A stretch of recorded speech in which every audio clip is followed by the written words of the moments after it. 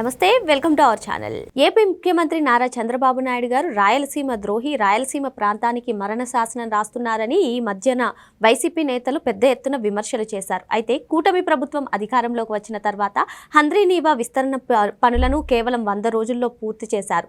ఈ హంద్రీనీవా ద్వారా ఇప్పుడు రాయలసీమ ప్రాంతానికి ఎన్నడూ లేని విధంగా నీరు అందినట్టుగా కూడా తెలుస్తుంది. మరి మొత్తానికి రాయలసీమ ద్రోహి ఎవరు తెలుసుకునే ప్రయత్నం చేద్దాం. దీన్ని విశ్లేషించడానికి మనతో పాటుగా ఉన్నారు ప్రముఖ ఆర్థిక, రాజకీయ, సామాజిక విశ్లేషకులు అప్పసాని రాజేష్ గారు. నమస్తే సార్. నమస్కారం. కూటమి ప్రభుత్వం అధికారంలోకి వచ్చిన తర్వాత హంద్రీనీవా విస్తరణ కేవలం 100 రోజుల్లోనే చేసి ఇప్పుడు రికార్డు స్థాయిలో నీరు అందించినట్టుగా కూడా తెలుస్తుంది సార్. ఆఖరికి వైసీపీ నేతలందరూ కూడా ఈ విస్తరణ పనులు మా హయాంలోనే మొదలు పెట్టామని చెప్పారు. మరి ఈ రాయలసీమ లిఫ్ట్ ఇరిగేషన్ ప్రాజెక్టు గురించి కూడా చంద్రబాబు నాయుడు గారి పైన ఎన్నో విమర్శలు చేశారు. మరి వాస్తవాలు ఇలా కనిపిస్తున్నటువంటి నేపథ్యంలో రాయలసీమ ద్రోహి అని చెప్పి చంద్రబాబు నాయుడు గారిని అనడం ఎంతవరకు కరెక్ట్ అంటారు? హంద్రీనీవా గురించి మీ అభిప్రాయం? ఇప్పుడు వాస్తవంగా ఎన్టీ రామారావు గారు ఆంధ్రప్రదేశ్ రాష్ట్ర ముఖ్యమంత్రిగా పదవి బాధ్యతలు చేపట్టే నాటికి అత్యంత దుర్భిక్ష ప్రాంతంగా రాయలసీమ ఉండేది. అదే సందర్భంలో ఫ్యాక్షనిజం తోటి శాంతి భద్రతలు కొరవడి నిరక్షరాస్యత నిరుపేదలతోటి రాయలసీమ నిండి ఉండేది. అటువంటి స్థితి నుంచి అప్పట్లో చెన్నై తాగునీటి అవసరాల రీత్యా కృష్ణానది నుంచి 15 టీఎంసీలు తరలించాలి అని చెప్పని బచావత్ ట్రిబ్యునల్ ఇచ్చిన అవార్డు మేరకు మహారాష్ట్ర, కర్ణాటక, ఉమ్మడి ఆంధ్రప్రదేశ్, అప్పటికి ఆంధ్రప్రదేశ్ రాష్ట్రమే ఉండేది.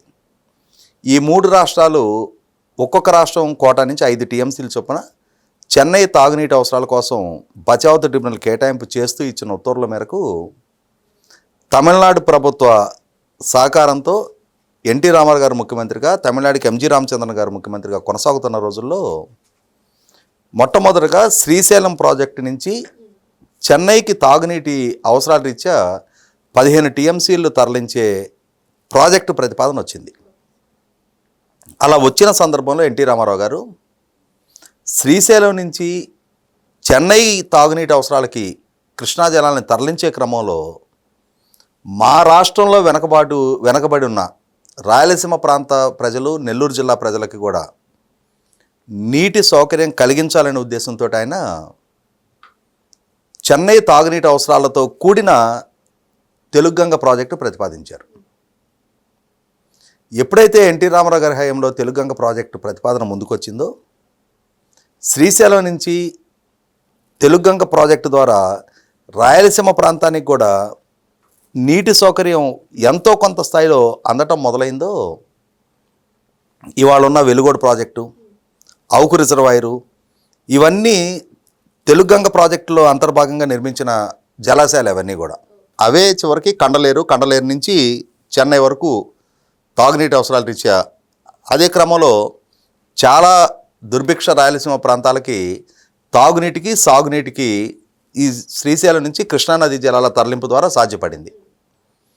ఎప్పుడైతే ఈ క్షామంతో కొట్టుమిట్టాడుతూ ఉండి ఈ కరువు సీమల్లో వేరే ఉపాధి అవకాశాలు లేక, విద్యా అవకాశాలు లేక ఈ ఫ్యాక్షనిస్టులను ఆశ్రయించి జీవిస్తున్న ప్రజలకి నీరు అందుబాటులోకి వచ్చిందో క్రమంగా వాళ్ళు వ్యవసాయాన్ని చేసుకోవడంలో ఉన్న ఆ వ్యవసాయం ద్వారా వాళ్ళు అధిక ఆదాయాన్ని పొందటాన్ని అలవాటు పడ్డారు. ఎప్పుడైతే వ్యవసాయాన్ని అధిక ఆదాయం పొందారో వాళ్ళ పిల్లలను చదివించుకోవడానికి అలవాటు పడ్డారు. ఎప్పుడైతే పిల్లలు చదువుకోవటం మొదలైందో ఆ ప్రాంతం ముఖచిత్రం కూడా మారటం మొదలైంది. అప్పుడు రాయలసీమ ప్రాంతానికి నీరు గనక అందించిన పక్షంలో ఆటోమేటిక్గా అక్కడ సామాజిక స్థితిగతుల్లో కూడా మార్పులు వస్తాయని చెప్పని భావించిన ఎన్టీ రామారావు గారు హంద్రీనీవా సుజల స్రవంతి, గాలేరు నగరి ప్రాజెక్టులు కూడా ఎన్టీ రామారావు గారే శంకుస్థాపన చేశారు. అలా వారి చేతుల మీదుగా శంకుస్థాపన చేయబడిన ఈ ప్రాజెక్టులు గడిచిన కొన్ని దశాబ్దాలుగా, ఆ తర్వాత వచ్చిన కాంగ్రెస్ ప్రభుత్వాలు, ముఖ్యంగా రాజశేఖర రెడ్డి గారి హయాంలో కొంత పురోగతి సాధించారు జలయజ్ఞం ప్రాజెక్టులో భాగంగా.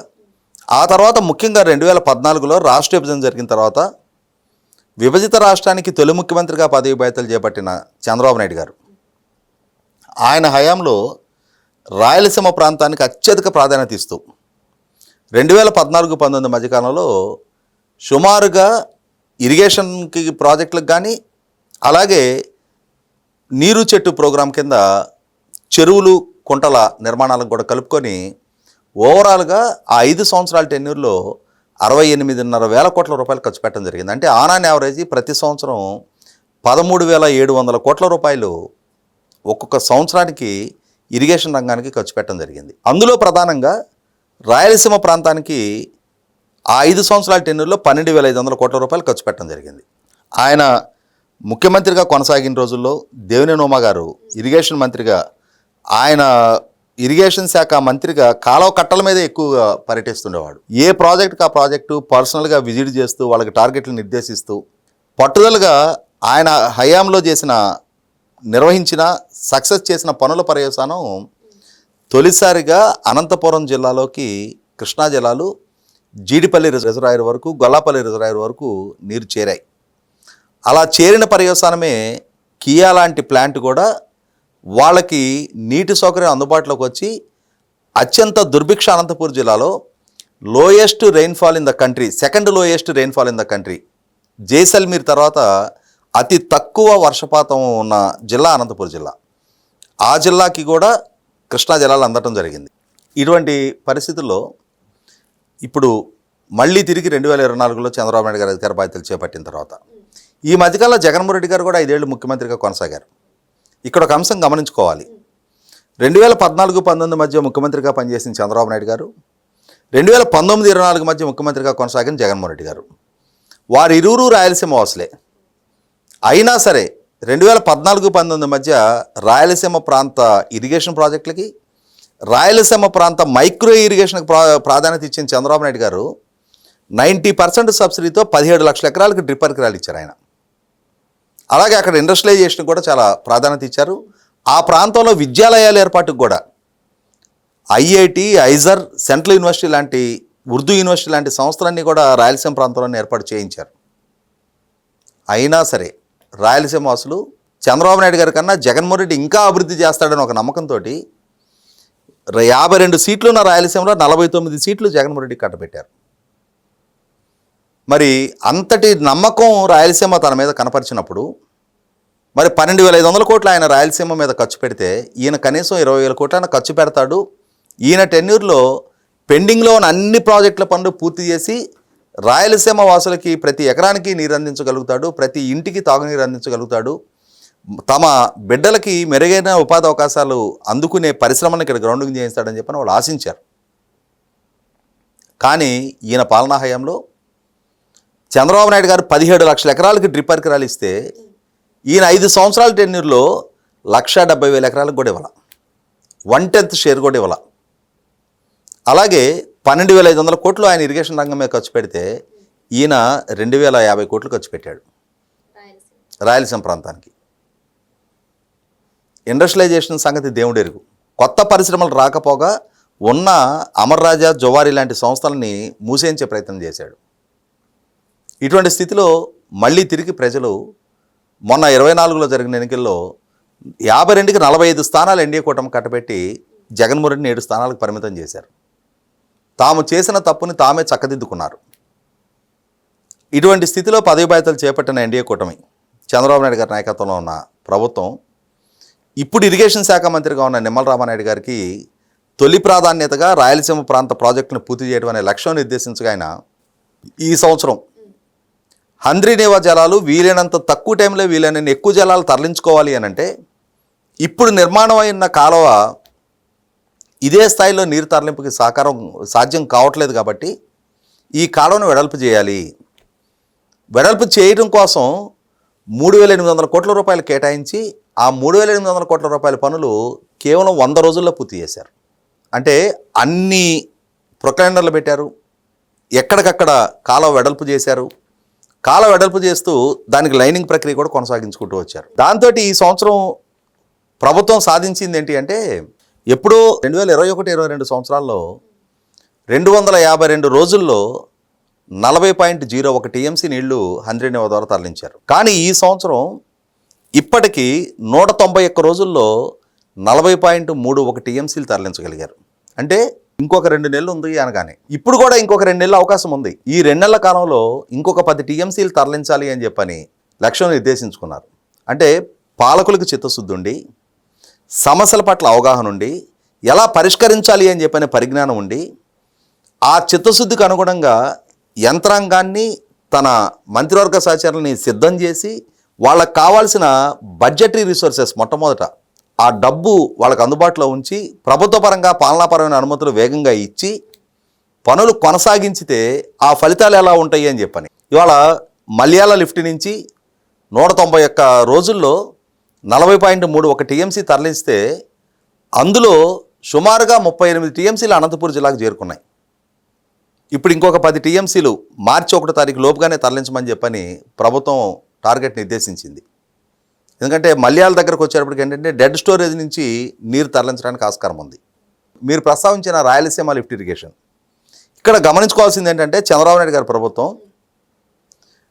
798 అడుగుల శ్రీశైలం డెడ్ స్టోరేజ్ లెవెల్ నుంచి కూడా నీరు తరలించుకోవడం కోసం అని చెప్పని ముచ్చుమర్రి లిఫ్ట్ ఇరిగేషన్ ప్రతిపాదన తీసుకొచ్చింది.